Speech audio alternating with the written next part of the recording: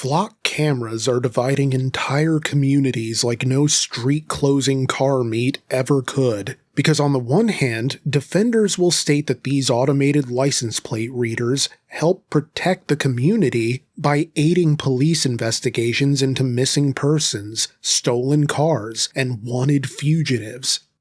On the other hand, critics have called this a privacy nightmare because local law enforcement agencies aren't the only ones with access to data on your movements, nor are criminals the only ones subject to having their privacy invaded.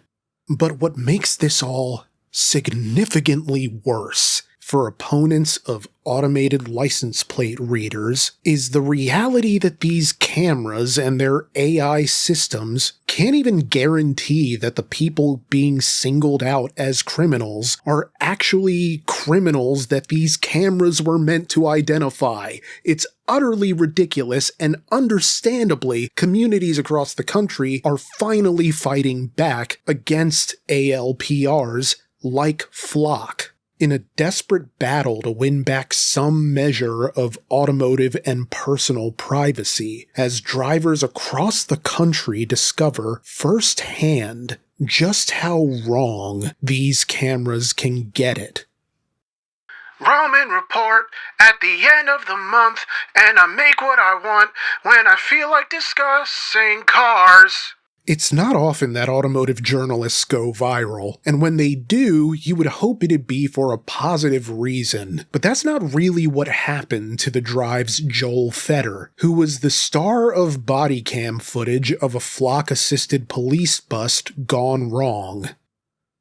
On July 8th, Fetter detailed the now viral incident in an article for The Drive, stating that he and his wife were exiting a department store in suburban Minnesota when they were suddenly surrounded by police cars on suspicion that the $155,000 Range Rover press car he was driving had been stolen, or rather, that the plates had been stolen.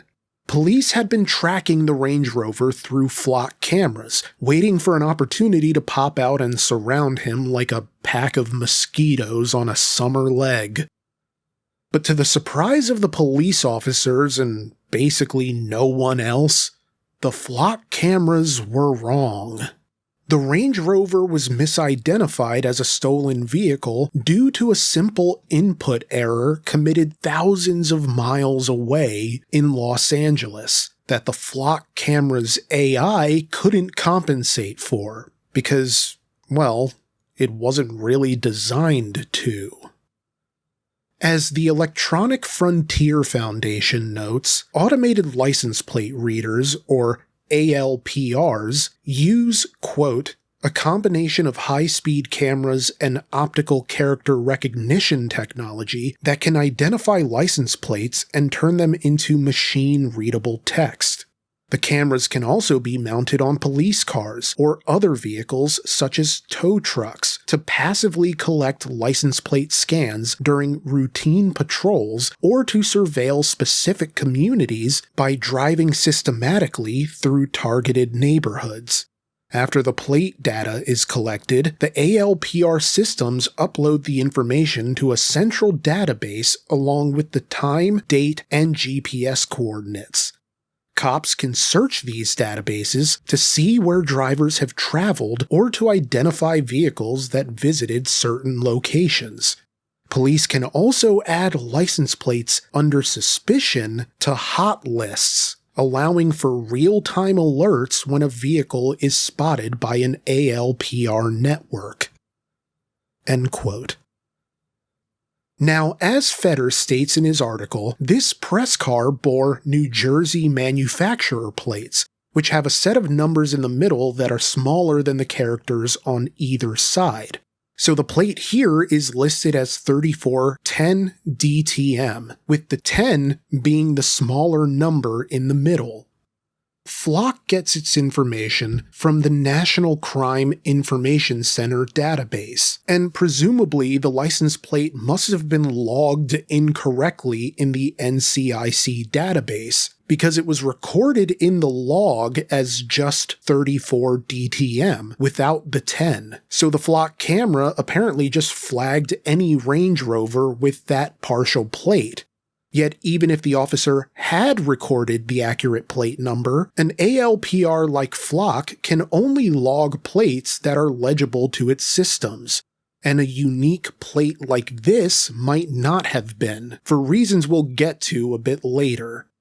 Of course, while the mistake was cleared up and Fetter was eventually free to go, the entire ordeal would go on to become one of those dumb situations that'll make you roll your eyes so hard they could flatten Indiana Jones. Because not only was the plate on Fetter's Range Rover not stolen, the Range Rover plate that was believed to have been stolen wasn't stolen either.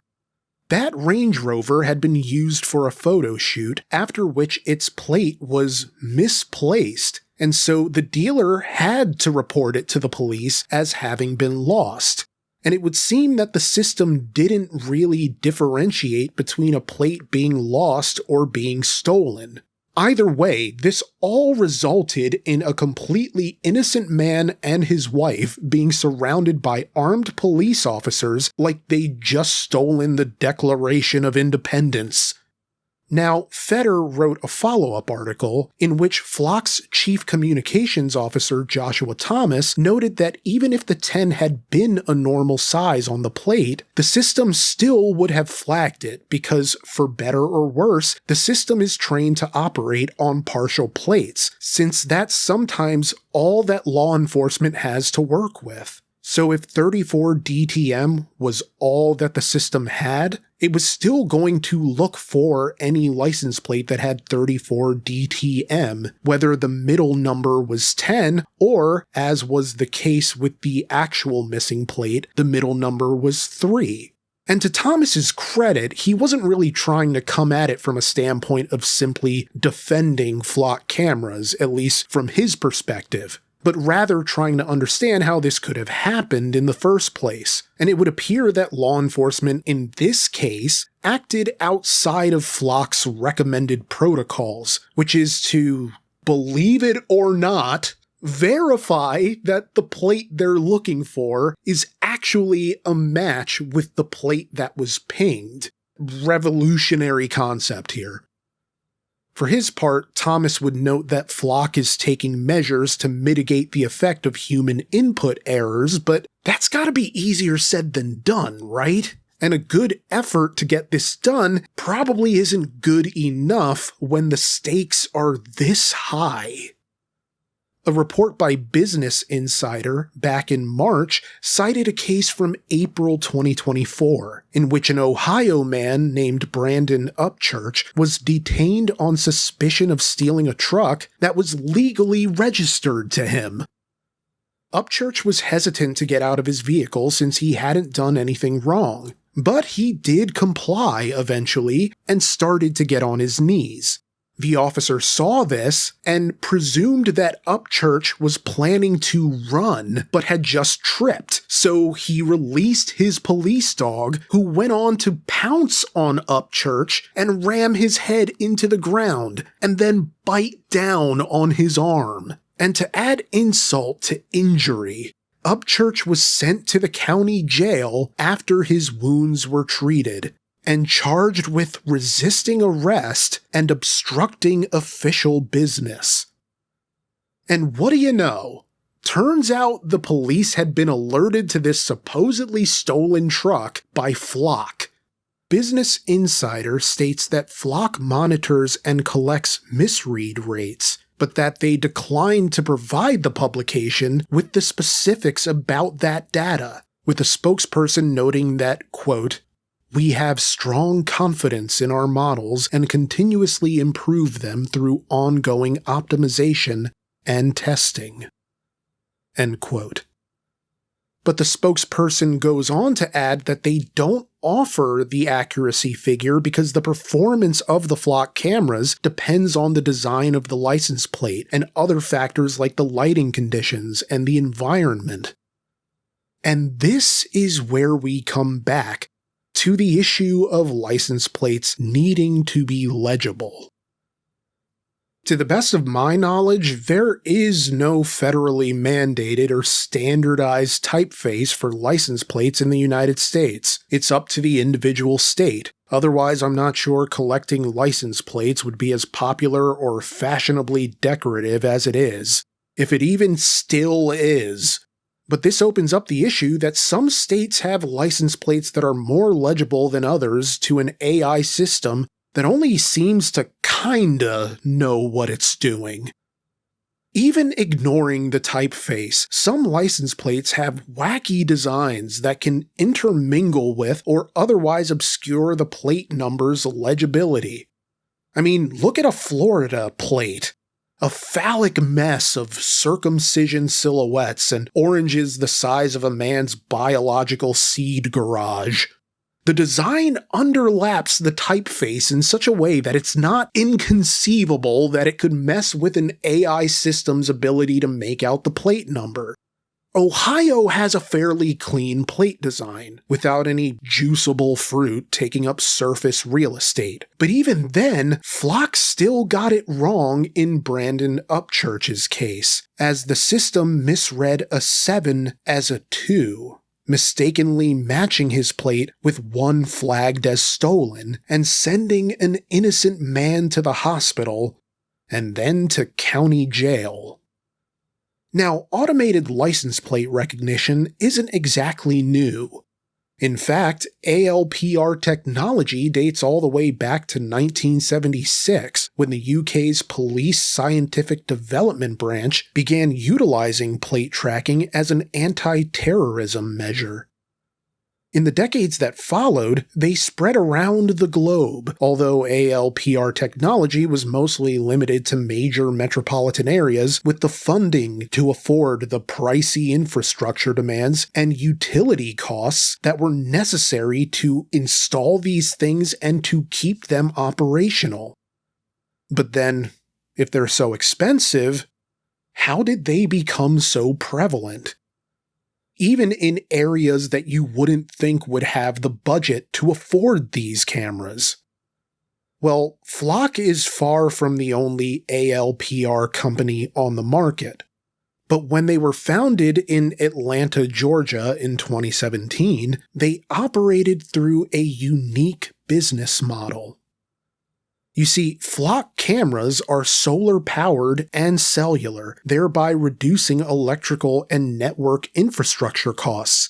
But they also ran on a subscription model that packaged hardware, software, and maintenance into a single annual price.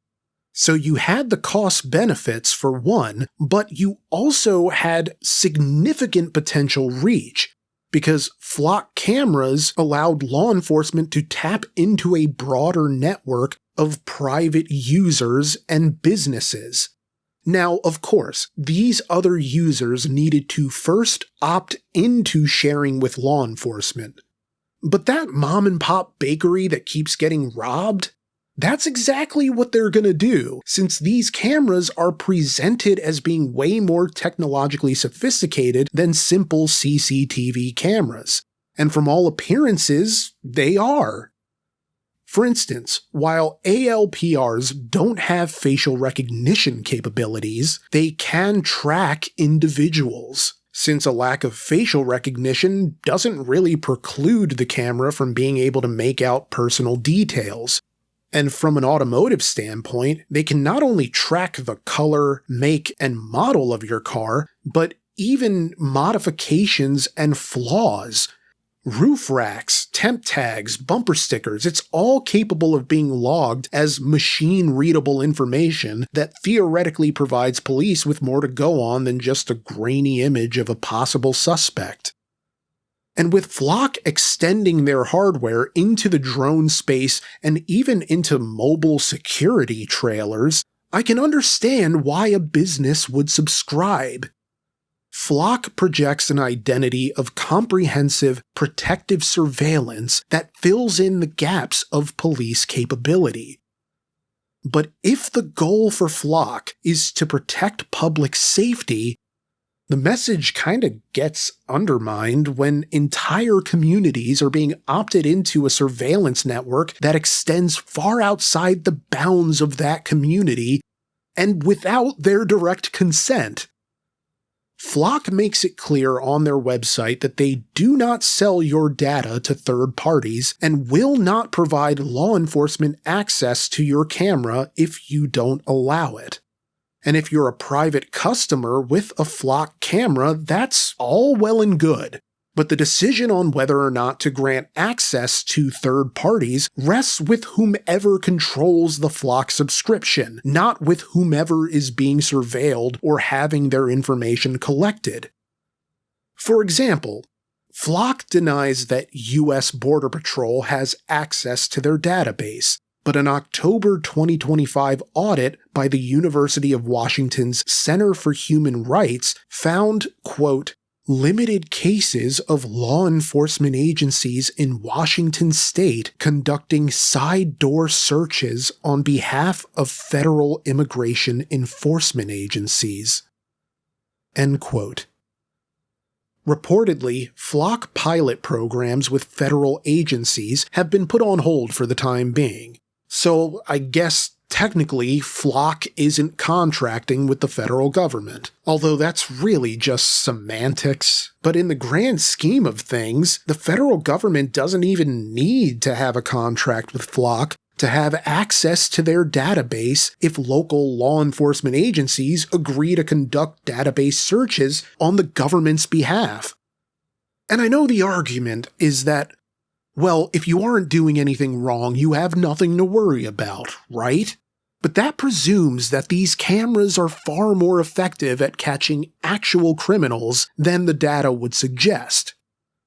A study by the Electronic Frontier Foundation found that, quote, on average, only 0.5%, that is 0.5% of license plate scans were attached to a hot list.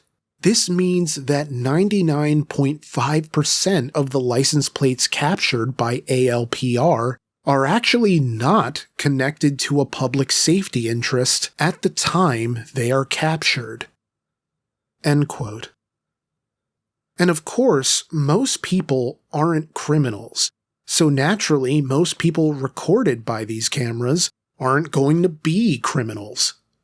But while the 0.5% number doesn't prove that ALPRs never solve crimes, it does show that roughly 199 out of every 200 scans involved vehicles that had no connection to any crime or public safety issue at the time that they were recorded, which suggests to me that by serving as a sort of technological dragnet collating the information of majority innocent motorists, the system is working exactly the way it was intended to work.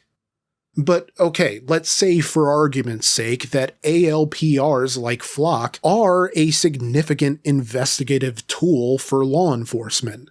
Well, that's great, but the problem is that not everyone with access to the data Flock collects is using it in good faith. In 2022, a police lieutenant in Kansas was arrested for using Flock to spy on his estranged wife. 2 years later, also in Kansas, a police chief used Flock's database to track his ex-girlfriend 228 times.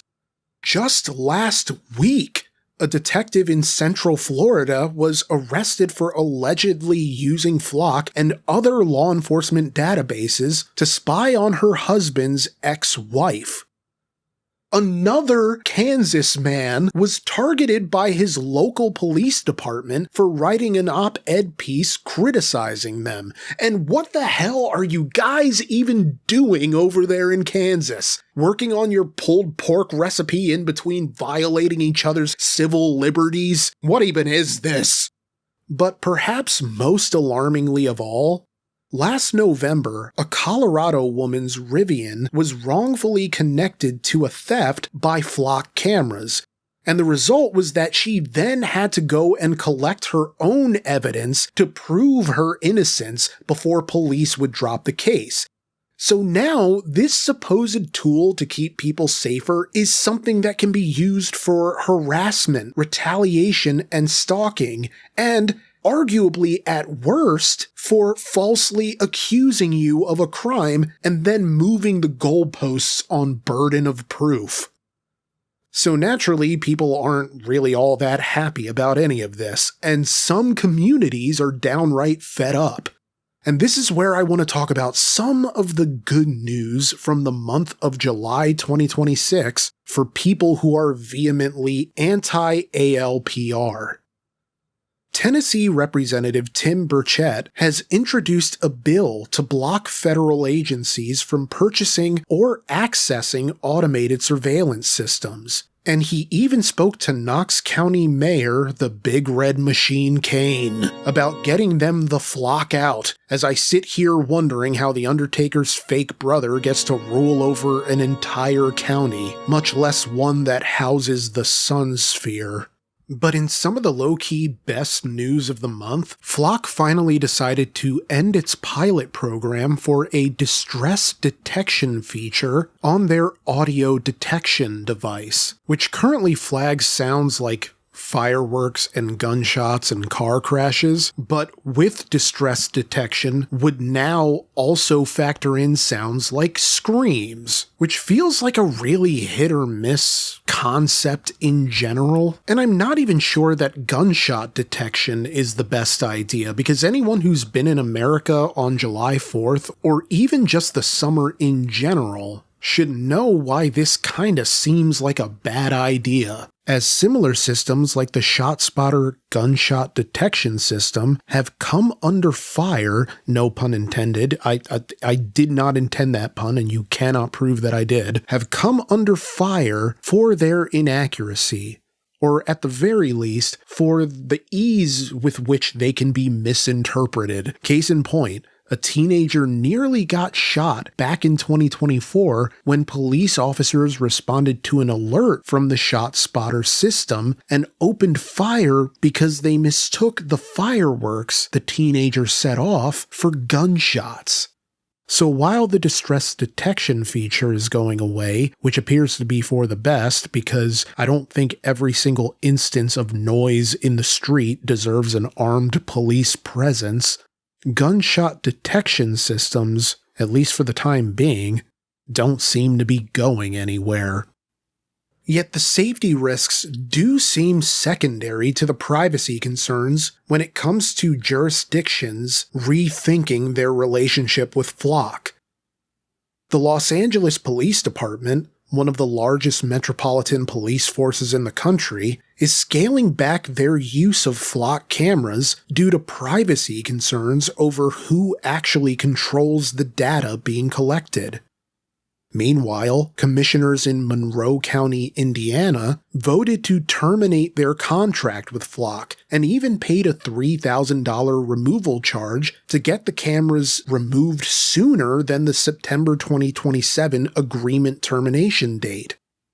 But breakups aren't always so clean, such as in Verona, Wisconsin, where the city council voted to remove Flock cameras, but were informed by Flock that they were not to remove the cameras themselves. So, in an act of malicious compliance, they opted to cover the cameras with black trash bags, since they didn't know if the cameras were still technically operational. Other cities have taken the black trash bag approach as well, although some areas have been home to actual vigilante justice, with masked Flock fighters taking to the streets to destroy these ALPRs outright. And while I don't condone doing that, it does illustrate the rise of deflocking measures among communities who want nothing more than to get the flock out. Currently, there are resources such as deflock.org an open source tool for locating and mapping ALPRs across the country, so you can see if your community is using these cameras. Meanwhile, the website haveibeenflocked.com allows you to look up your license plate to see if it's among the plates that have been logged in the 233 million flock searches that they know about. Now, this website makes a point of saying that your plate not showing up in their database doesn't mean you haven't been flocked. And that's because their data comes from audit logs they've acquired through public record requests, and most agencies don't publish audit logs of their own accord. So it kind of falls to watchdog websites like these to make the requests and make them accessible. So use at your own discretion. But I've provided the link to both of those websites in the description. Yet, what I found through all of my research into this is that while Flock states that there are safeguards in place that preclude bad faith actors from having access to the information these cameras collect, I don't believe there are any kinds of safeguards in place capable of guaranteeing that, because it's a system that serves at the pleasure of whomever controls it. So if it's in control of a local law enforcement agency that doesn't mind doing side door searches on behalf of the federal government, or they're in the hands of a vindictive law enforcement official who can use that to stalk and harass or otherwise target you, well then, okay, Flock isn't directly responsible for the actions of the people who use the system, but then they're also not directly responsible for oversight either. So the only real solution, then, is to get rid of the cameras altogether. And look, in isolation, you could argue that the goal of flock cameras is a noble one, since presumably it's about preventing crime, preventing property damage, and locating missing vehicles, missing people, and capturing fugitives. But if you think about it, it's open sourcing the prison industrial complex, because now we're all under the watchful eye of a warden with really lousy eyesight. And worse, it's a warden who's stubbornly refusing to get glasses, because I think the problem people have with these cameras is the same problem people have with AI, which is that it's easier to introduce into a society than it would be to remove it. Once people get used to using these types of security cameras and begin to rely on them, in the same way a college student relies on ChatGPT to write their research paper, the harder it will be to go back. I mean, look at that woman in Colorado and tell me that isn't terrifying, that a person had to prove her innocence rather than having it be presumed until any guilt was proven. It's easy to say that could never happen to us, but I'm sure the victims of wrongful accusation or stalking thought so too, that it could never be them. And it can never be you, right? Until it's suddenly you. But ultimately, there's hope, I believe, that the process of integrating ALPRs into society is not irreversible, as shown by these communities that have successfully kicked Flock out. Contracts have expiration dates, and you can even end them early, albeit at cost. But I guess that's the price of allowing your community to regain some semblance of personal anonymity and freedom. And I think as people become more knowledgeable about these cameras beforehand, before they're introduced into their towns, it can be easier for these communities to fight back so that they never get installed, or that they can get them banished for good if they do get installed. But then you have the problem that who's to say that even if you get rid of flock cameras, that the method of surveillance wouldn't then change to something else? Maybe this is the new normal. But what's hopeful here is that people aren't just resigned to allowing this. They're fighting back by exercising the freedom that deserves to remain theirs. Because freedom is a right that is inherent. the minute you start feeling as though it's something that needs to be reclaimed, it's not really freedom anymore. But what do you think?